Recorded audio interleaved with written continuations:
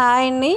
మార్గశిర మాసం వస్తే చాలు అందరూ కూడా రామదేవుని పూజ అయితే చేస్తారు కదండి. అయితే రామదేవుని పూజ 5 వారాలు చేయాలండి. ప్రతి ఆదివారం ప్రతి లక్షవారం చేయాలి.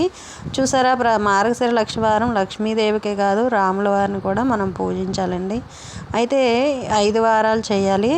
అయితే దీని ప్రసాదం గోధుమ నూక, నెయ్యి, ఆవు పాలు, పంచదారతో తయారు చేస్తారండి.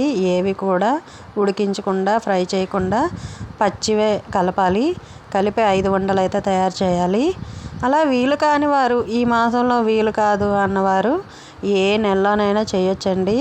మనం చేసింది మంచి పనే కాబట్టి ఏ నెలలోనైనా రామదేవుని పూజ అయితే చేయాలి, చేసుకోవచ్చు. మీరు ఏదైనా సంకల్పం చెప్పుకుంటే అది నెరవేరడానికి ఖచ్చితంగా రామదేవుని పూజ అయితే చేసుకోవాలండి. చేస్తే మాత్రం ఆ పని నిర్విఘ్నంగా జరుగుతుంది. ఏ ఆటంకాలు కూడా ఉండవండి.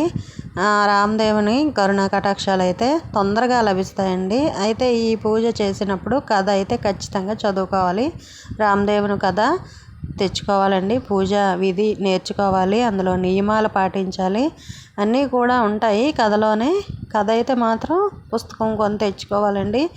ఆ కథ చదువుతూ రామదేవునికి పూజ అయితే చేసి ప్రసాదం అయితే మాత్రం ఖచ్చితంగా ఒక లడ్డూని తీసుకొని వెళ్ళి మాత్రం పంతులు గారికి మనం తాంబూలంలో పెట్టి ఇవ్వాలండి.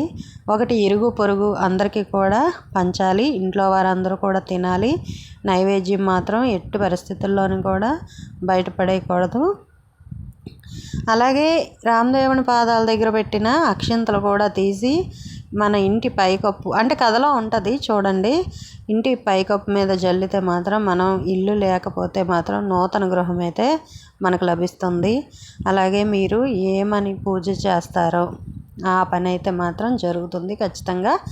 అలాగే ఎవరైనా మనకి అమౌంట్ విషయంలో ఎవరైనా మనకి ఇవ్వకుండా ఇబ్బందులు పెడితే, మన డబ్బులు మనకి ఇవ్వకుండా ఇబ్బందులు పెడితే మాత్రం ఖచ్చితంగా ఈ పూజ అయితే చేయండి.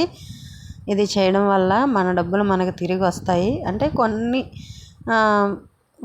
ఉంటాయి ఆటంకాలు, అవన్నీ కూడా నెరవేరుతాయండి. ఆటంకాలు లేకుండా మన కష్టార్జితం మనకు వస్తుంది. ఈ పూజకున్న విశేషం అదేనండి. అలాగే పిల్లల చదువుల గురించి కూడా ఈ పూజ అయితే చేయాలండి. ఆరోగ్యం కోసం, అలాగే ఇంట్లో శాంతి, అలాగే ఆడవారు సౌభాగ్యం కోసం సీతా మహాలక్ష్మిని పూజించాలి. అలాగే రామదేవుని పూజ అయితే చక్కగా చేసుకోవచ్చండి. ఏమి పెద్ద ఖర్చు ఏమి ఉండదు. కొబ్బరికాయ అరటిపళ్ళు, అలాగే గోధుమ నూక, ఆవు పాలు, నెయ్యి ఉంటే చాలు. ప్రసాదం అయితే మాత్రం చాలా బాగుంటుందండి నైవేద్యం. ఈ వీడియో నచ్చితే లైక్ చేయండి, షేర్ చేయండి, సబ్స్క్రైబ్ చేయండి.